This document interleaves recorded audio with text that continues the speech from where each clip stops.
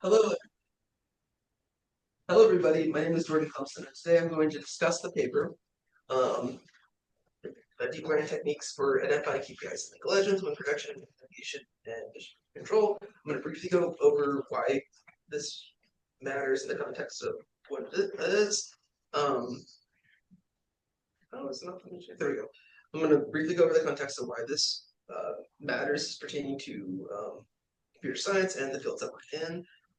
Also, I want to point out that there has been an increasingly noticeable trend in esports and the global economy, but also for some reason I've been seeing a lot of papers published in the last like 5 years in neuroimaging and in with the keyword deep learning too. So I don't know why that is, but I can see from a different study that the increase in revenue uh, in esports apparently is present.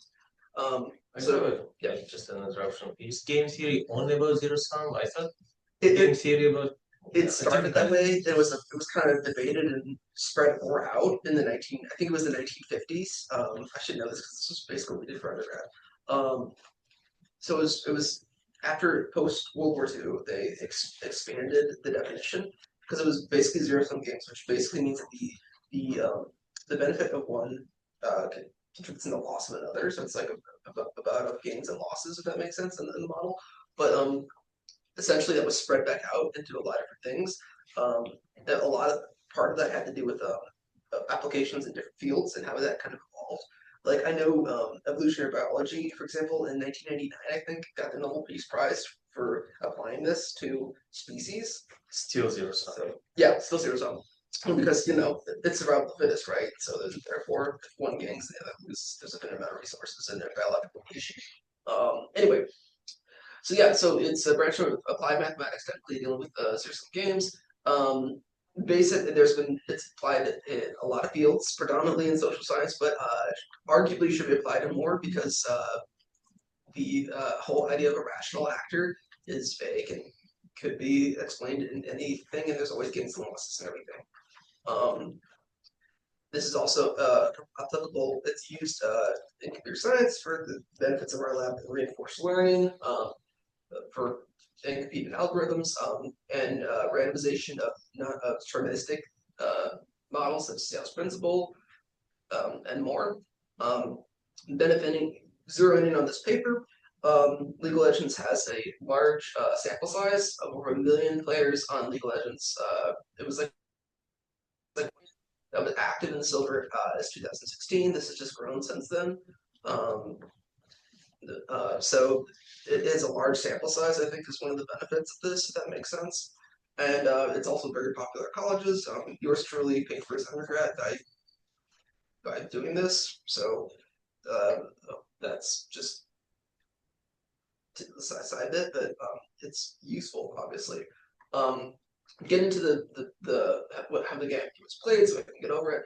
The oversimplification of the objective of this game is to destroy the enemy nexus, which you can see is at the as opposing sides of the square map. That's highlighted there in the map. You can see the little stars at each corner. Basically, the game has three progressive turrets per lane. I'm going to try to go through this as fast as possible while still communicating. Each turret has to be destroyed in a sequential manner. So you have to destroy outer turret, middle turret, inner turret before you can get to the nexus, obviously. So there's minions that go down the lanes themselves. Different types of minions. Some have more health than others. And, four types essentially overall. There's obviously casters that do more damage. Um, they grant XP and gold when they're farmed by your player. So it has a longitudinal scaling factor that you deal with over time, and that you can make plays based on when your specific spike is for your character. Um, After the third inhibitor is destroyed, the fourth type of minion, which has much more stats than the others, spawns, and the lane pushes faster. If that makes sense. So is it like tower defense, but two-player tower defense? Pretty much, it's like tower defense, except for you have a character in the background of the tower defense. So there's like minions coming down like a tower defense, but there's also like champions, which is the character you control. You don't control the minions, but you can influence them. If that makes sense. Um, You do want the minions to get in front of the tower so you can attack the tower, obviously. And then you can go and destroy it. It's one of the objectives that they mentioned in the paper. That's why I had to summarize that really quick. And they do give an amount of gold, which is essentially, arguably, the point of the game. There's different positions in the game itself. There's typically somebody who sits up there on the from our perspective at the top left corner of the map in that position, the top laner. They typically trade lanes and deal with objectives like the Red Herald in the crater from the top left of this side. Maybe I should point to this. There is typically a jungler who goes in between the jungles, farms the camps, and gets a specific experience points boost for killing these jungle monsters based on their item that they build, and then impacts the side lanes by supporting each one of these lanes. There's a mid laner who can also roam and push, but it's also the fastest lane because more of the minions will be streamlined down here because it's actually the quickest point between the square. And then there's two laners down here. There's typically like a ranged person and then a support person who doesn't really take as much XP but helps the ranged person because there's two people in the lane that have to divide up the gold and the XP. Okay, and then one more thing that I think is important to point out, and that actually is in the results of this paper, is there usually you don't see everything here. It's usually blank unless you have your own minions, your these things called wards, which are little like gold, sticks that you put into the ground that then grant the ability to see the map as opposed to just a blank. So there's a little bit of battleship going on too, if that makes sense. There's 168 different champions at the time of the study that they've mentioned that. They have very complex kits. I'm going to go through two examples just because I can use them in the limitations section of the study. I think it'll be very interesting to go over. They each one of these champions is a unique playstyle, so therefore it's basically a different algorithm of winning the game itself. They have different win conditions for methods for actually winning the game itself. And the champions spike at different power levels at different points in the game. So they have different times that they can actually make a play as opposed to not making a play. I think from a computer science perspective, I would see these as objects with user input because these are the ones that we actually control. They gain gold, I think off the top of my head, it's like 120 for a minion wave for gold. And XP, this increases as the game goes on. And what you do with the gold is you buy items, which then alter the stats of your character, and you can use the XP to increase your stats and put points into your abilities, which then increase your stats as well. You technically have an attack, three summer spells, and an ultimate. The statistics that go into these characters themselves is they have attack damage, armor, which then negates the attack damage. So the formula is technically AD minus armor is usually the damage that goes to your health. You have then on top of that you have armor per level. That then is increased, as well as magic resist, because there's different types of damage that you can do. It's usually just attack damage, magic damage, and some champions do true damage, which this ignores this. And different champions deal different damage. Yeah, I went over that. So just really quick going through these characters because I think it's going to be explainable in my in the limitations of the study. And I think I'll highlight what they're talking about really is I'm just going to use the two examples, Draven and Gangplank. Draven essentially has this passive where he his passive ability, which is I guess an extra ability, not as opposed to the first three in the ultimate. He has this Q that readies an axe. And he throws it, and then when it throws, based on the direction that he is moving with his movement, the axe will go in that direction. So, and if you catch the axe, he readies another one and does and instantly resets the cooldown. So essentially, what you want to do with Draven is you want to juggle these axes nonstop to do more damage. His passive works in a way where every time he catches an axe, he gets a theoretical stack. And these stacks stack up, and once he kills an enemy champion, the stacks are multiplied by 2 and converted into gold. So we can essentially force the game to go faster, if that makes sense, by juggling. That's kind of the idea of that character. His W is essentially he moves faster and throws faster. His E is he just throws axes, and then his ultimate is execute. And that's that character. I'll use that character as an example because they use movement analysis later on, and I think it's crucial to talk about. Gangplank, just going over him really quick. He has I'm just going to summarize this really quick for the sake of time. he has a Q. The Q is just basically he applies his base damage with a set of increasing damage at a ratio. This if this Q destroys a minion, it grants more gold. If it is granted on a champion, it does damage obviously. And then with his barrels, he makes these little objects that have an area of effect that can apply to this Q. These barrels can chain, and they deal the damage based on the damage from this Q. And ignoring if it's in the area of effect of the barrel, it ignores 40% of their base armor, so it's applied to both their base armor and the increasing armor per level. It can critically strike. The Q can critically strike and applies the critical strike modifier to the Q through the barrel, but it does not. The crit modifier does not apply to the barrel itself. Crit in this game is essentially a probability of applying 0.75 a damage increase to the damage. So let's say if I have barely see that, that's so sad. 100 base damage on my Q because I'm at level 4, and it crits. And I do 75 extra damage on top of that 100, so it's 100 for a total 175 damage to my Q.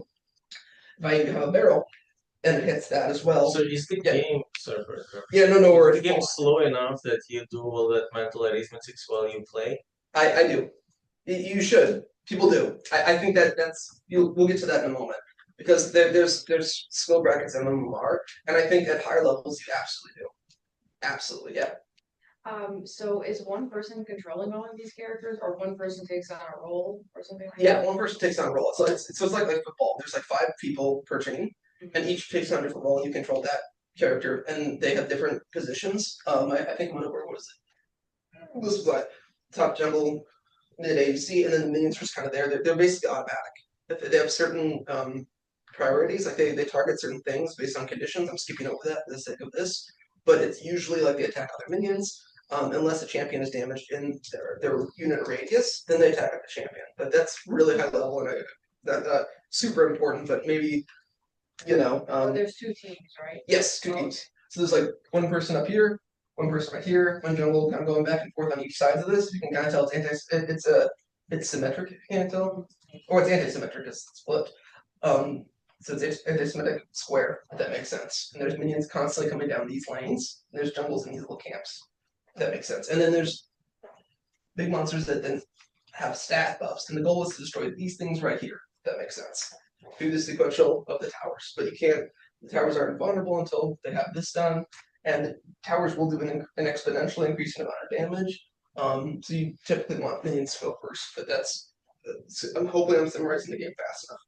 The point is, they use a lot of jargon in this paper, I noticed, which is really interesting. I'm gonna skip a lot of this for the sake of time and just go over the ones that they use. They use map awareness, which is essentially your ability to look at the map and see where see what division that you have, where your enemy is at. So if I'm playing Battleship, it's what can I see that my opponent's doing? And then what can I guess what I can't see they're doing? What can I guess that they're doing?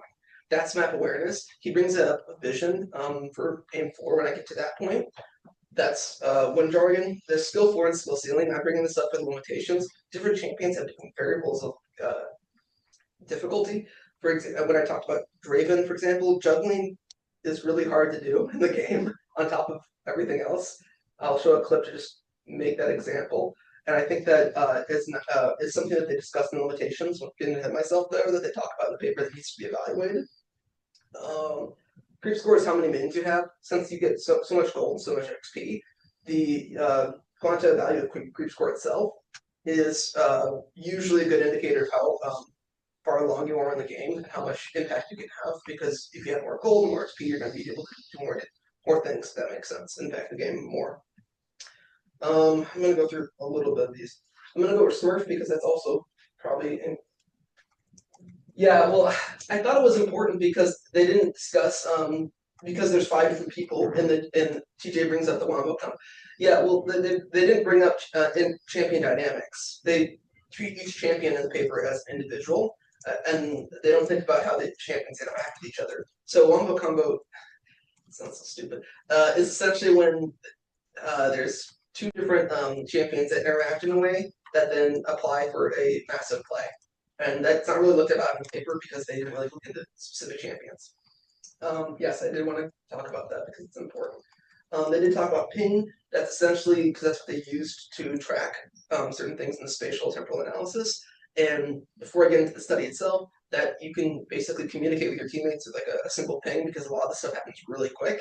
That's usually just easier just to, throw something at somebody and it goes ding, as opposed to like typing something out or talking to them. Personally, I don't talk when I play Raven. I can't. It takes a different part of my brain to juggle. In the same way that I would play bass on my guitar, and I can't talk when I play bass, but I can talk when I play chords. If that makes sense. So when I play Raven, I don't talk, but and usually it's not fast. It's not efficient to talk while playing League of Legends. Okay, now that I hopefully went over the game, let's get into the study a little bit because I think it's important to go here. So the previous literature in this field he has a good portion of this paper that goes over previous literature. It kind of builds on top of it for the rationale for his paper. He says that a few studies have specifically selected League of Legends. They've used Dota 2, they've used other games in just general, but if you can't tell from my explanation of this, League of Legends is a lot more complex than most other games. And I think that's why it's more interesting from an esports perspective to look at that because we're looking at different brackets of skill. And there's more effort from the company itself to actually put effort into the quantification of the skill, which is probably more useful from a scientific perspective. Who made Riot Games. Sorry, Riot Games. do they have other games so that They're owned by Tencent out in China, if that makes sense. So they're yeah. Is it similar to like World of Warcraft? No. No. No, Sorry, that's yeah, this is like a tower defense and like Yeah. it's more of a It's more like when you're looking down on the screen. Sorry, it's like you ever play Age of Empires, maybe? Oh, I think I know what you're talking about. Those kind of. It's more like that. World of Warcraft would be kind of look at the back. And I always think World of Warcraft's more social based. Okay. Is comparison. Like League of Legends, I feel the people who play this, and TJ, you can probably TJ's probably one of the person who plays, are really introverted, competitive people. Like these are the people who are athletes, if that makes sense. Those are the kind of people I tend to see that play League of Legends. It's not, hence why it's not the nicest community, if that makes sense, because everybody's really competitive. Anyway, that sounds like open source. Okay, anyways, but TJ said that Riot Games is one of the largest game developers. Yeah, they're huge. Well, a lot of their revenue comes from esports. Yeah, 10,000 plus. Yeah, I wanted to go when we were in Seoul for. I looked into it. We just barely missed a esports game actually. We were at OHVM last year, which I was disappointed about. Anyway, so they look into player performance analysis. The previous papers have gone into player performance analysis (KPIs), as I think Salem asked. But how they did that, how they evaluated that was kind of not the best.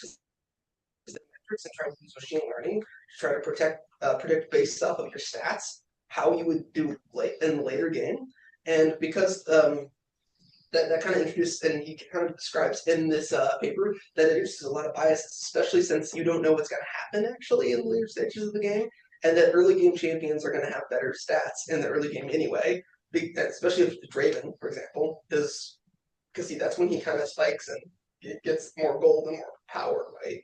So they kind of brought that up. You can, and then these two papers that previous studies have looked at as applied different machine learning prediction techniques and deep learning techniques to try to predict later stages of the game. He also did notice that previous studies have utilized differential grading matches to predict match outcome, but they have not used spatial temporal methods that he will try to use in this paper, and then also evaluate vision control in the way that he does.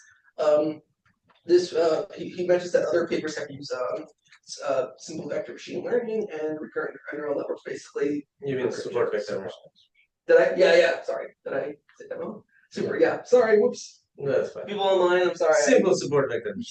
Yeah. No. Sorry. I was a little bit of a slip there. To me, it was basically the simpler, methods, not the really intense ways of evaluating this. I'm so sorry. That was a little bit of a slip.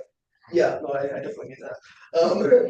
And he also mentions that the sample selection from these previous papers only looked at players in higher elos, and so this study kind of looks at the whole entire bell curve.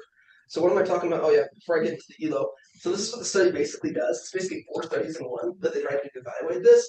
I made this an image, so it's a little easier for me to say. So they looked at 4 different aims of the studies and had 4 different questions from this. First one they wanted to do is identify the key performance impact, key performance, the KPIs basically for each match outcome. They wanted to essentially look at the in-game metrics correlated with these itself. They also they wanted to analyze how the predicted values of the KPIs actually change as the match progresses. So there's a longitudinal component of this. So they basically, to summarize, they want to look at how you win the game. They want to look at the different phases of the game because there's typically like an early, mid, and late game, and then they want to look at the movement from a spatial temporal analysis because, as I showed you from the square, there's a map and people move in it in a two-dimensional setting. And he wants to look for patterns in that and see how they influence the match prediction. And then he obviously wants to correct for split pushing TJ. He basically was just a blocking for split pushing and vision control. So he wants to see how people can see the map and how that influences the outcome of the game. How many time was it? Okay. Oh yes, and then how they did this was through each from these methods here on the they had this nice infographic which was really appreciated that shows how they the methods of their paper. Basically, what they did is basically collected the user data. So Riot Games has basically through their API for their website, they make most of their user data is available for open source. Obviously, it's I can't say that word. Anonymized. Thank you. So you can't really tell who is who, but you can tell what the player does with each map, who they're fighting with, and everything else. They essentially looked at the match KPI analysis, the different steps they did for each one of these aims, and basically applied a neural network to one of these. They also use, I think it was hierarchy density clusters, density cluster mapping, BD scan, I think it was.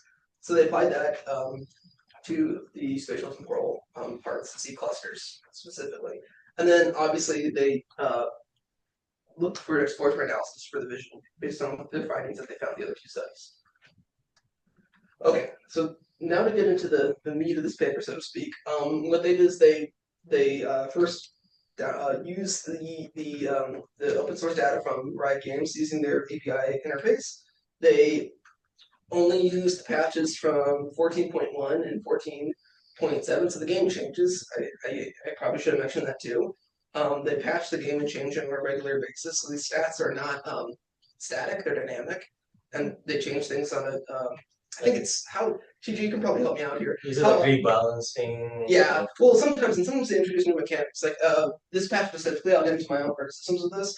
Because this patch specifically is before Otacon was introduced, which was next year, which was the following year, which is this year. So this would have been last year in spring, and during this patch they had a lot more.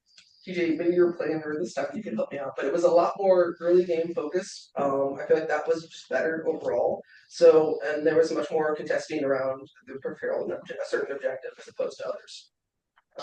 So they worked through these patches, which would have been from January all the way to April, I think. They downloaded the JSONs themselves from the Riot Games API. They had 3,948 different JSONs that they downloaded. They converted the Python. They converted this file basically to a CSV so they can manipulate it. The JSONs themselves contained 1 minute intervals of stats, so every minute and for every game. In this server, it was just, so I should probably specify that it's in Europe itself, not the whole entire world. So they limited it just to Europe, Western Europe, I should say. And they looked at these JSONs included 1 minute stat intervals for each character and how their stats changed based on 1 minute. The deaths were calculated monitored every millisecond, but the stats were every minute, if that makes sense. As long as the objectives, and they mentioned in the paper significant occurrences. So if anything, I don't know, significant happened, they would put that also in the JSON, but it would have been cataloged significant from Riot Games. If that makes sense. That 3 datasets generated from this. And then they also merged it with Riot here. So on the right here, I'm finally getting into this ELO thing. So I'll get to the ELO for in a second, but Riot Games, because it's really competitive, people usually play to win. There's usually a ranking system based on how you win. It's very similar to chess, the dynamic of the meta or misplay. Yeah. If you look at the comment section, I think TJ explains it really well. It's like soccer if it changed. Well, let's read it. So what Suja says, patching the game will change the dynamics of the meta of best play. It be like a soccer if they took away the slide tackle and that they have a major defense vacation. Changing up the rules to make it more fun, and then how you could adapt your strategy around removing the slide tackle. That's a great analogy. Thank you. Yeah, exactly. So that's kind of what it is. So there's an adaptation component of this as well. That makes sense. So getting to the actual ELO, so this is their total data that they have from the EU server. These ranks are based in a different classifiers based on the amount of MMR they have. Their MMR formula is not been publicly announced, so people don't manipulate it, but it's assumed to be very similar to Justice ELO formula, and I'll go over Justice ELO formula in a second. And this is how they categorize their player bases and slot them into these certain categories, if that makes sense. If you can tell, the lowest is Iron and highest is Challenger. Those are the two tails of this. This is the distribution of the data that they had for rank. So there are more challenge. I just can't see more Challenger than Grandmaster. Yeah, because more people are going to be. Everybody wants to compete for the slot. No, Grandmaster is 1% and Challenger 2. I don't see it, or is it 3%? Challenger is 2%, right? Grandmaster is just 1%. 3%. Is it 3 or 1? 2. I thought. Oh, Grandmaster 5. That was 5. Is it 5? I should have made this bigger. I'm sorry, I didn't test it on this TV. Yeah, Grandmaster, so this percentage of people who are in this. Yeah, he's 1. The percentage of It the. must be more than this No. based on the shape. So long story short, they merged this data and with the ranks that they had with the people calculated from MMR. I'm going to switch this now to the formula itself. No, so the y-axis is the same word Percent here. of people in this range. 1 second. I Grandmaster range. think I reorganized the slides. What's So it? what So is number of learned by? I think I'll go with the along the next slide. I think. So the KPI and the features themselves, they have 10 rows of the resume data per match. So this and what they did is they averaged to deal with the individuals, the teams itself. They averaged beneath the teams. That's MMR is averaged based. MMR is averaged through all 5 of your team members. So they averaged each 10 rows by the team itself.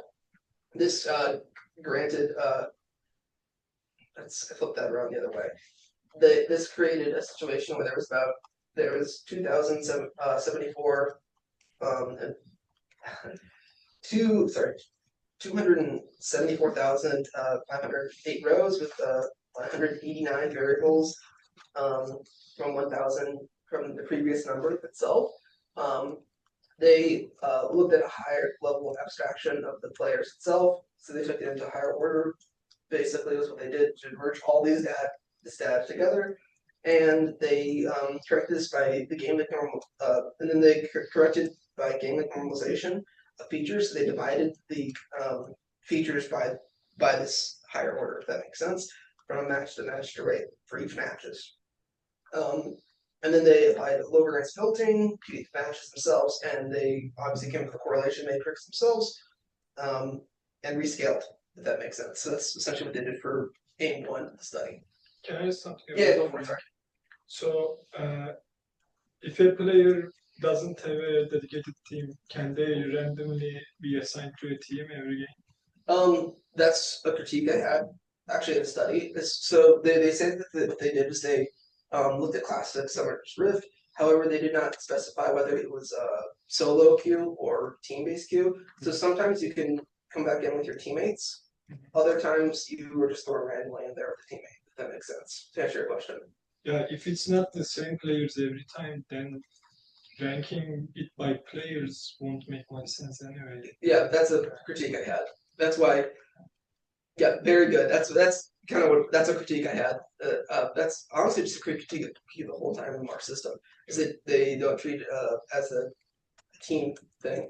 So what they should have done, in my opinion, getting ahead to limitations, is they should have looked at a solo queue only, just so they can randomize it really, as opposed to just combining the two. Because what they did is they use solo queue and team-based queue, so they're not blocking for whether people were already a team when they started, if that makes sense. And from one game, let's say you are a top player, you are a challenger, and are you ever randomly assigned to the same team as pure beginners? No, because I'll get into the formula. I think it's upcoming in our slide. I just tried to organize this. But based on how the MMR works, it's usually it's calculated, so it has a specific formula. Riot Games doesn't announce. They changed it back in season 3, but it was the same as chess and Elo. That's why people still call it Elo to this day. But it's technically MMR, which is matchmaking rating, which just takes in. But it's really just how many wins and losses you have, and then it's evaluated based on that. But you can see on the formula that's how they assign who is fighting who, if that makes sense. It's not based on your individual performance, it's whether or not your team Yeah, won. it's only about wins and losses, unfortunately, which is why they want to provide a spatial to avoid these teaching sense. Well, Again, so CJ, maybe you can just like interject. I think Yeah. because you have those electronic tools, we will hear you really well, and actually you will have a priority over those who in the room. But Yeah, sorry. I think solo queue and team play probably at the diamond level or lower would be something akin to like 30-year-olds playing more like at a local gym for basketball. Like it's not at the skill level to potentially go semi-pro or pro, but they're at the level where they can go pick up a game. And so I would say even like solo queuing or going in with a friend is probably typical gameplay at that level or lower. So having 45% of the data here, probably fine. So there's some YouTube videos I think of what is it, Challenger versus Diamond. They had 3 Challenger versus 5 Diamond people, and the Challengers kind of just decimate them, even though they have a numbers advantage. And part of that is just because it's like the Richter scale. It doesn't this classification doesn't scale linearly. It scales logarithmically, I would argue. So each deviation of the tiers that they have represents an exponent. Oh, I shouldn't say logarithmically. Exponentially, it represents a exponential increase in scale. If that makes sense. So, to your point, yes, there was, and I think that's why they're trying to use so many different points to try to block for this. So, how they're trying to evaluate that, and we'll get to that point in a moment. I should really get going on this, but they get to a spatial. They try to use movement to evaluate that.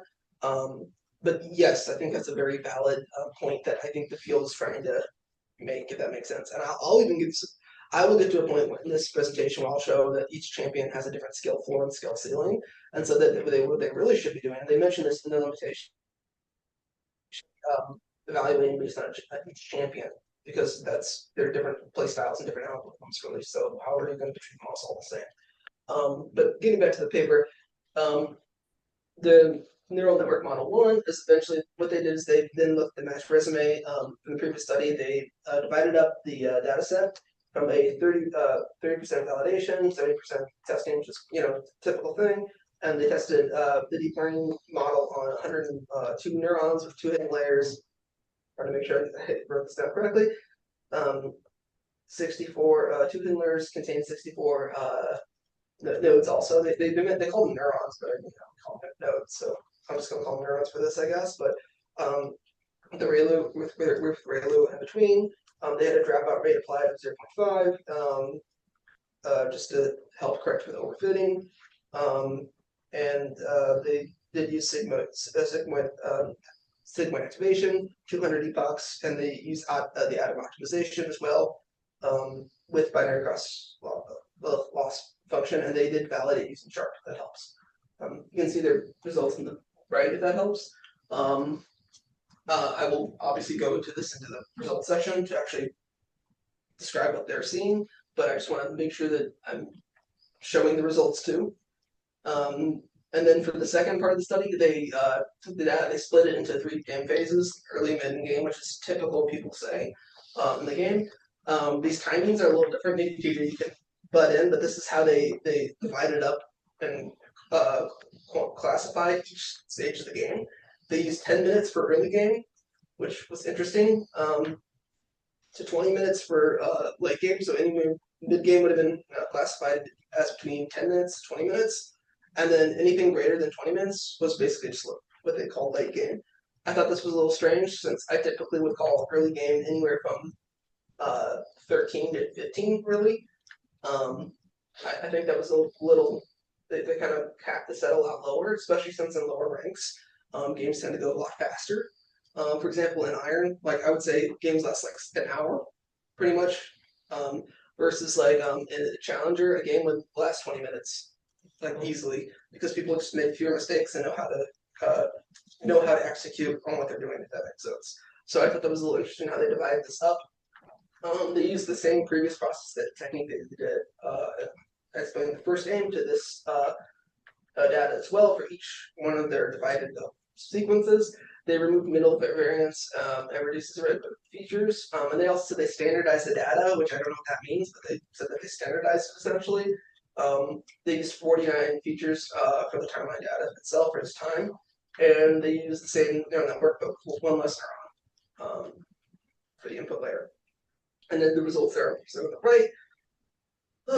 And then for the spatial component, they use the time series of 1 minute interval of players.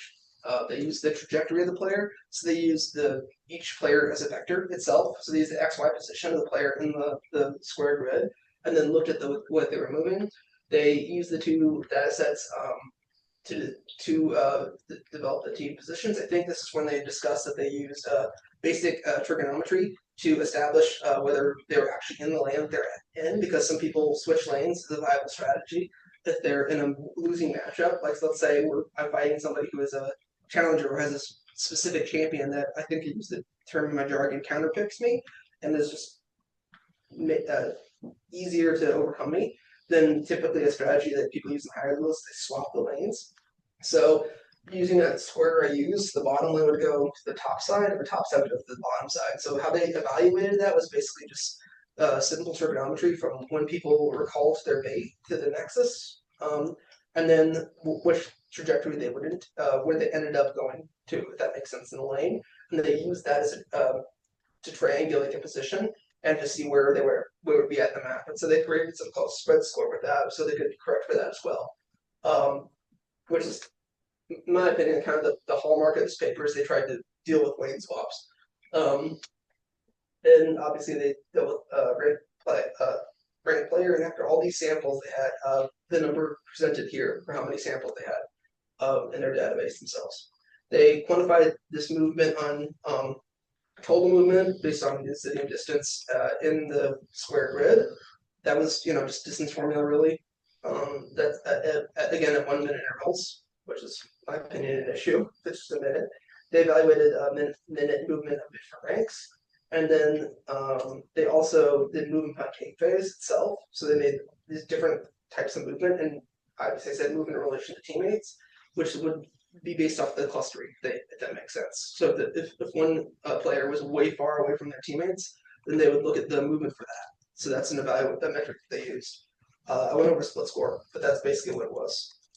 And that's the exact method they use to calculate what they would call a split score. What they came up with were basically the trajectory plots and the heat maps demonstrated on the right. They obviously, I think I went over briefly which the HDB scan was, so I'm going to skip over that. And then they've evaluated it usually based on the index rate for cluster compactness and separation that I mentioned here at the bottom of the presentation. Any questions on this at all? I mean, if you can kind of tell, there's a lot more. You can kind of tell that there's a lot more heat toward the middle, because typically in the late game, people come from the angles and try to push towards the quickest way between the square is a straight line, and so they typically go middle so they can push to the nexus. So that's probably why there's a lot more heat there, is because we're seeing a lot more people kind of compact there. Additionally, why there's probably more light towards the bottom is there's also two people, remember, positioned in the bottom lane if they're not swapping. So that's probably why there's more heat down there and more findings, if that helps. I hope that I spent long enough on this slide. I'm going to try to get through this as fast as I can. 15 minutes left. So, and the fourth aim of their study was vision, basically, and whether we could see what we're looking at. They looked at the resume of each player. They had 1 row per match, basically, on the player, on their stats. They had this many samples. I'm not going to say that number for time based. They merged these samples with their rank, so their MMR rating that they had. And then they looked at all ward destructions and whether they actually had ward placements. They also looked at pings too, in the milliseconds itself. So they looked at those in the heat map. They found all those. They made all these different features or quantifying variables based off of these categories, whether it was a ward clearance ping, whether they say they ping you to clear that ward, so people couldn't see what you're doing, whether they were asking permission from their teammates, whether they were buying a ward, which is 75 gold for a control ward, I think, currently. What a typo, that's not good. And ME vision pings. That's typos are good actually. I mean, you made it. Yeah. Yeah, no, it's a little bit. It was a lot. I was trying to get all this done. I was trying to like correct it and make it succinct. So I was thinking, I have to explain the whole entire League of Legends. I want to make sure I get to the paper. But it's like this is a really complex game, and I'm like, it's gonna be hard.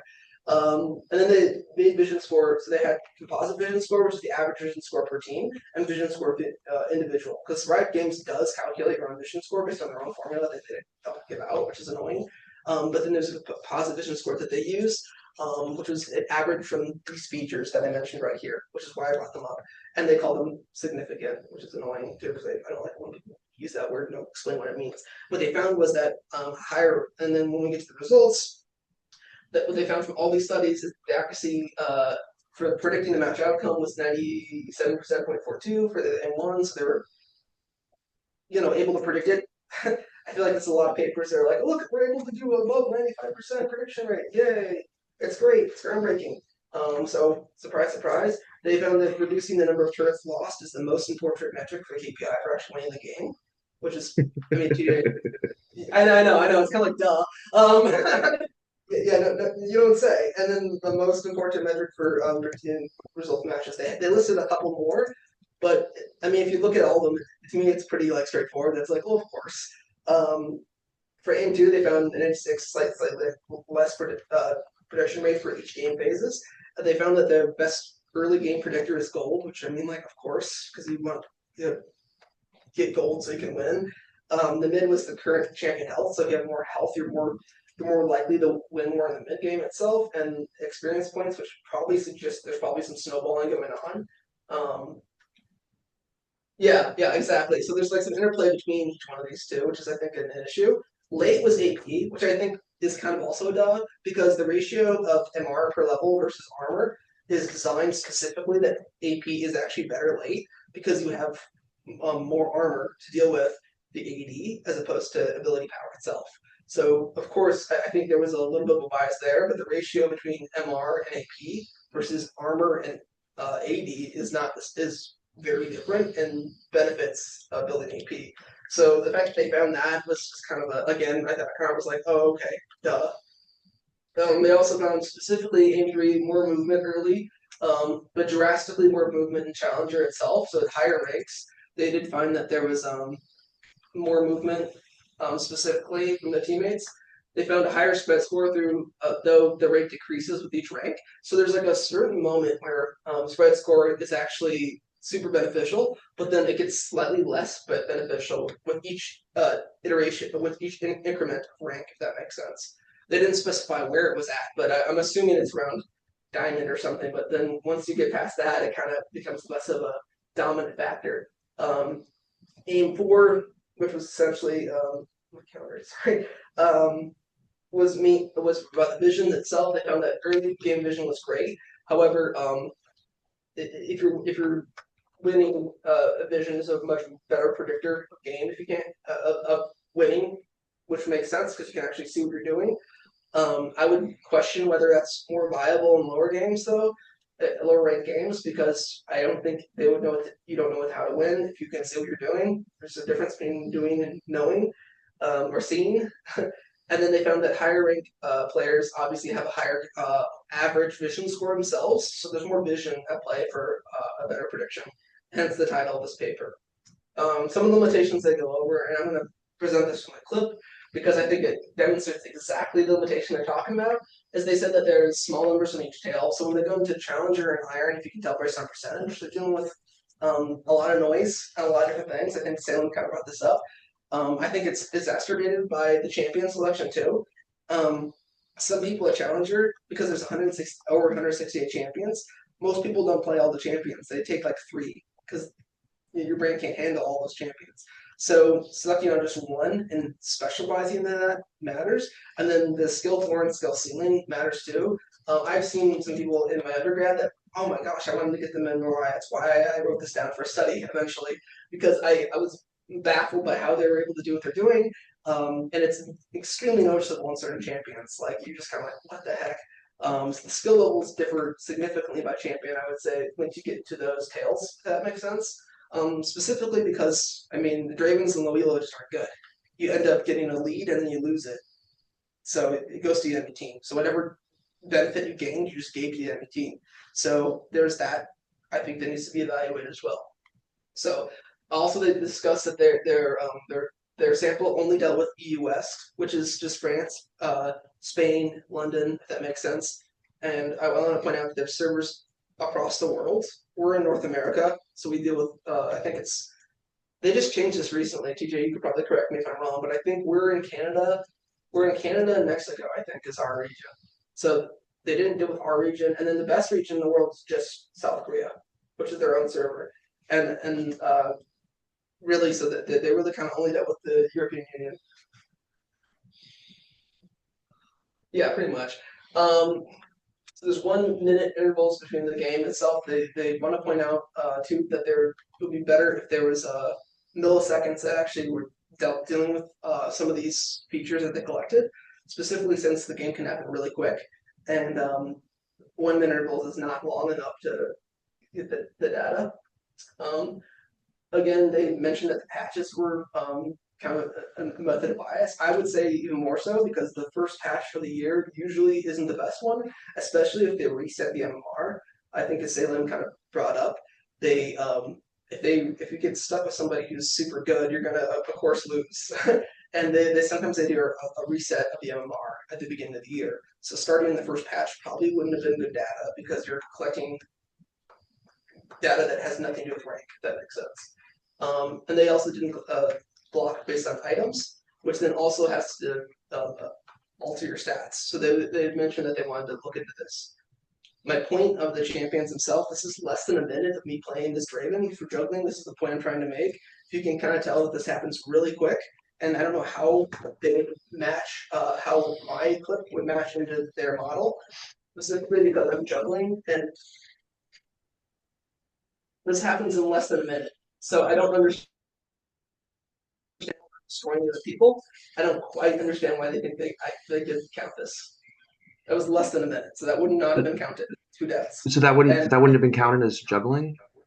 No, it was counted as juggling, but it wouldn't be counted in their 1 minute interval because that happened in less than a minute. Less than a minute, I literally threw an axe down on that person. Well, I yeah. run through the minions. I killed the bigger minion so that Mundo's Q, his little meat cleaver, his main source of damage, would be blocked by a minion.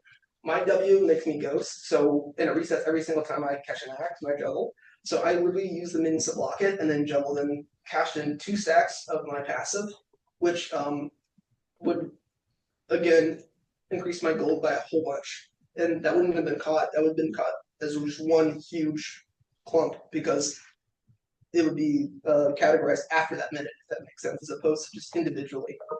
That's what I was trying to say. So my point of that is just like a lot happens. I don't think they can use 1 minute intervals to collect data. It would be a lot faster. To make that point even more, I'm using another clip that I did where I essentially, I didn't turn the sound off for this yet. I just slow it down to like one super slow down just to see what happens because this happens super quick. This is me. I'm setting up a barrel, which I discussed with Gangplank. The idea of this combo that they should look into for high skill players is they should look into some of these combos specifically and how it affects the everything else. So that what I do is a ghost barrel. I set my barrels up, and then I cue this barrel timing the chain reaction so I can set up a third barrel before the game can register, if that makes sense. And I kill this person by queuing that barrel. This happens admittedly over a minute. However, these kind of high level combos would probably need to be registered for people to act for their engagement of skill and how it affects the game. So that would not be registered. And then an easy champion example like Swain that I could skip over. It's not going to let me skip over this. That's so frustrating. For the record, I did get rid of the sound. I don't know why I didn't save.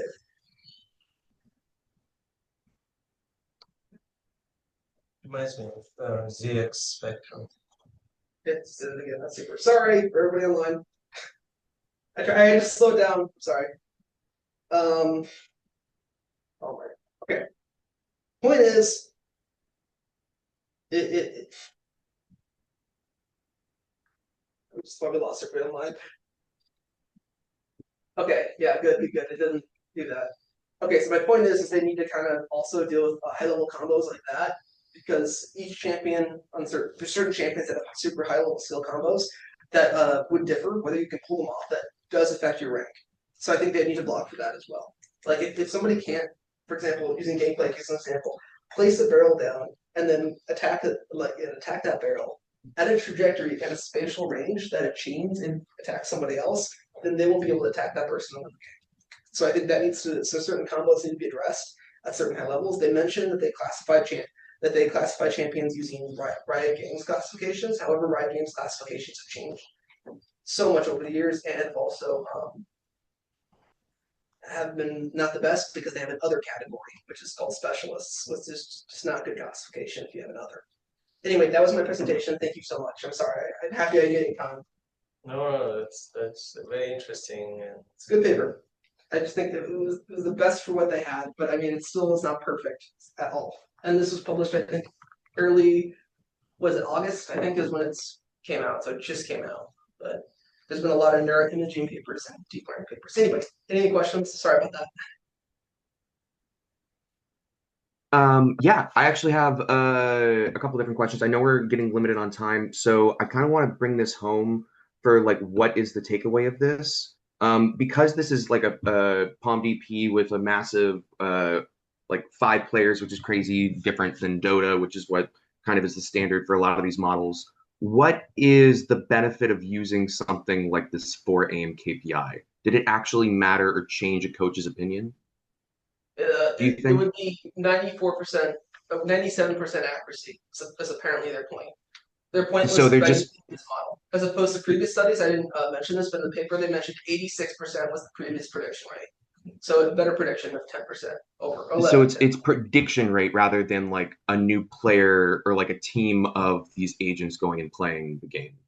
Yes, and this would have been over the whole entire bell curve, not at the esports, because esports they always do the tail, the challenger level. Yeah. This would have been just for all. Yeah, and thinking of just the dynamics of how complex this game is, this is really like 100 different games in one massive game. Exactly, which is why I thought they should just use champions instead of just as a whole. Yeah, where there's a lot of dynamics between games themselves. Like you have to play a turret, the turret has its own dynamics. You have to play then the champion battle, which has its own dynamics. You have to play the little dragons that happen intermittently between the game twos, that has its own dynamics.